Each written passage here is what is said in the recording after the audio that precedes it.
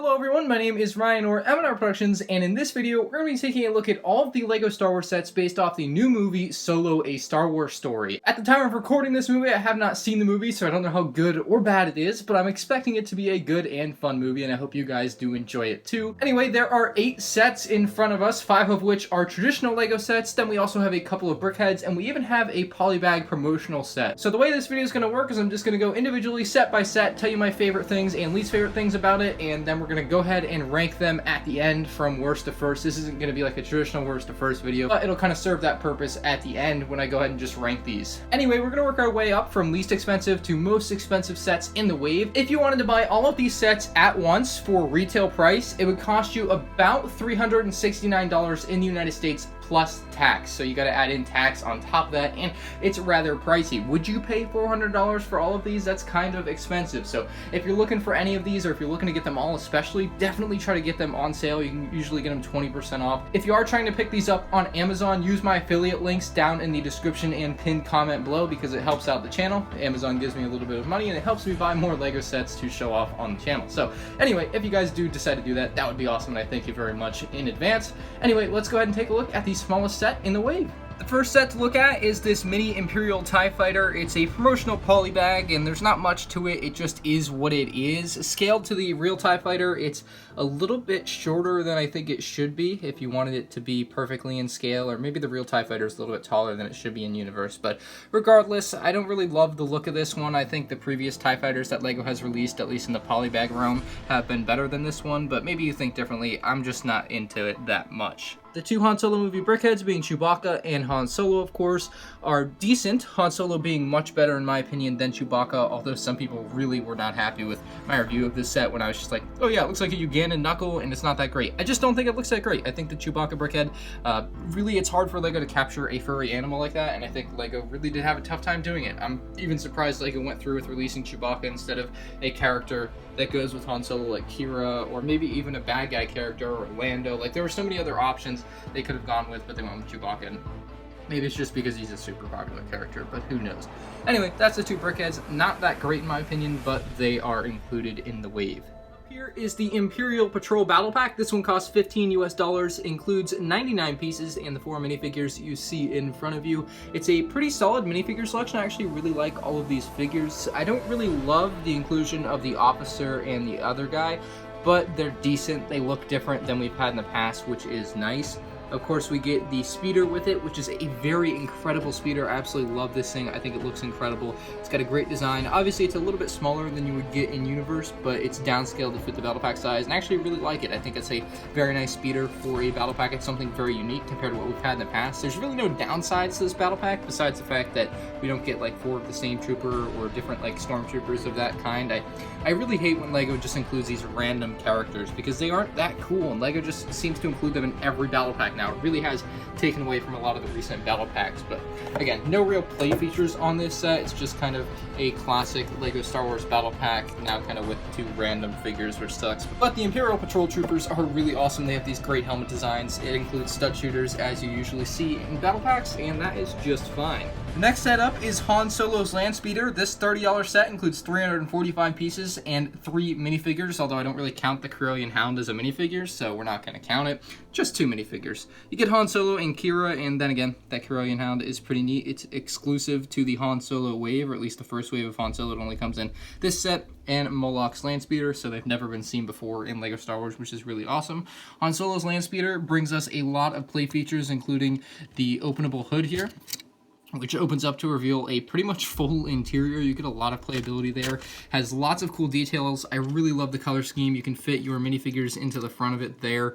And even underneath, there are some wheels, so it can roll along surfaces with ease, which is very nice without it dragging and getting caught on stuff.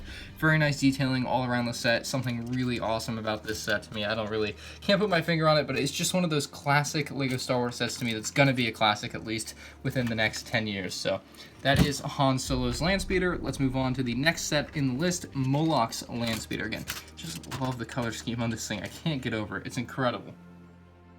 Here is Moloch's Landspeeder, $40, 464 pieces, and 4 minifigures according to the box, but once again, I'm not counting the Corellian Hounds, so really just 2 minifigures. I feel like this set has a great price per piece, so LEGO's doing a great job in that respect. Here's the two minifigures, Moloch and Rebolt, and then the two Cerulean Hounds by their side, so they are very fancy looking. Moloch, of course, has a brand new headpiece, complete mold, looks incredible. Moloch's Landspeeder itself is a little bit bulkier than Han Solo's Landspeeder, but it has a much different color scheme, which is more of a Star Wars style color scheme, and that gray and dark gray and black and tan, and it doesn't look that great to me. It's a little bit bulkier than Han Solo's Landspeeder, like I said, and I think that's what really takes away from it. I like the sleek design of Han Solo's as opposed to the bulky design of Moloch's, and maybe you guys think differently, and that's alright. Stud shooters on the front. You can fit the Cerulean Hounds into the side here, which is actually a great feature. You can get them both in there side by side, and they can transport them with the figures in the set. That's really awesome. You can actually place Moloch into this pilot area, and he fits in very nicely, and then it closes down. I just love the way that looks. I think LEGO did a great job at designing that. I actually really like the opening towards the back here. I think LEGO just really did a good job designing this set, even though I don't particularly love the design of it. It's got an openable hatch back here, which will reveal a little storage area where you can kind of place whatever you want back there. You can even fit in Rebolt if you want to, but you got a storage area, and then the engines actually look pretty cool as well on the back end. So I think LEGO did a good job with this set. There's just so many other good sets in this wave that it's probably my least favorite, at least so far. Next up is the 75211 Imperial Tie Fighter. This is a $70 set, including 519 pieces and 4 minifigures that you can see down here. You get the Mimban Stormtrooper, you get an Imperial pilot, you also get Han Solo in a little disguise there, and then you get Tobias Beckett. So not a bad figure selection. They are all new and very nice prints in my opinion. I think they look decent. I love the Han Solo's headpiece there. Just looks incredible with the little goggles on top, so I really like the way LEGO did that. The TIE Fighter itself is a very nice design. It's the best TIE Fighter to date in my opinion. It's got great looking wings with little stickers on the side. The cockpit of course is printed, and so is that top piece. I like the return of that top piece in light gray as opposed to dark gray as it was in previous TIE Fighter sets, and I think in general it's just an awesome looking set. You can open up the cockpit to place your pilot in there if you'd like, and he is very snugly in there once you have him in there and you close it up. Won't be coming out. And right underneath the cockpit you actually have a couple of spring-loaded shooters as well. The wings are very nicely attached to the canopy area of the set, and it just is overall a very nice set. The one thing that I do kind of have a qualm with is that they didn't even bother putting an engine on the back. I guess there's a couple of red dots, but usually in the past they put like blue for that piece. In this case they just put black, so that's just my opinion there. I liked it better when LEGO kind of put the blue or the red on the back, and just kind of missing on this set, but that's alright. Still one of the best sets in the wave. The final set we have to look at here is the Kessel Run Millennium Falcon. 1,414 pieces is going to run you $170. This is an expensive LEGO set. It includes these 7 minifigures: Kira, Han Solo, Chewbacca, Lando Calrissian, then you have K Tulsite, you also have a Kessel Operations droid, and then finally DDBD, which is a really odd name for an astromech droid in my opinion. The Kessel Run Millennium Falcon itself is a very nice design, although I do have one major issue with it, and it's that the cockpit is a slightly off-white compared to the rest of the set. You guys will easily notice that in the video. I think the lighting is plenty good enough, so it's slightly off from the white of the rest of the set, and that's what really throws me off. Other than that, I think it's a really nice design. You actually have this escape hatch up here in the front that you can just pull to release from the front of it, and it completely detaches here. You can see that. It even has an interior to this. If we can get it to open up there, you can see the inside of it with a nice little control panel, even like a little hologram thing, and even engines on the back. So a very nice design. Again, if you want to just throw this back in here, it clips right in. You won't even really hear it clip, it just kind of goes in, which is kind of nice as well. There are a couple of spring-loaded shooters on the side of the set, as you would expect to see in current day LEGO Star Wars sets. You, of course, have this newly designed radar dish for the Han Solo movie. Very odd to me, but it does work, I guess. You also have the turret on top with the window sticker, and if you open it up, you can actually put the minifigures inside. If you're able to pull this thing out, you can barely do it with one hand, but you can put both figures in there back to back, and there's also a turret exactly like this on the bottom side. All of the panels, of course, can open up like with previous Millennium Falcon sets, and it actually has a very nice interior that I do want to show off here, and you guys will get an idea of what's going on with this set. For $170, it's quite the play set. All right, now I have all the panels open, and I wanted to turn the flash on so you guys could actually see the interior with some light. There's the hollow chessboard. There's a lot of different control panels and stuff on the inside. There's just really a lot going on, which is very awesome. I think LEGO did a great job giving the interior some spice and different things you can do inside, which is great.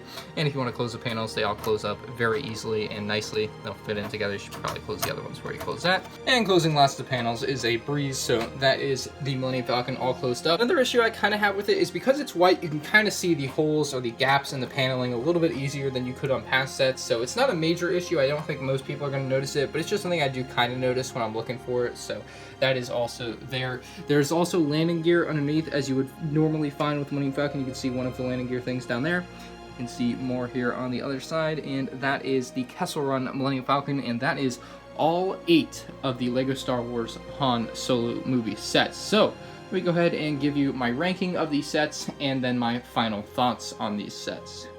In my opinion, the Chewbacca Brickheads is the worst LEGO Star Wars Han Solo movie set. The second worst LEGO Star Wars Han Solo movie set is going to be the TIE Fighter Polybag.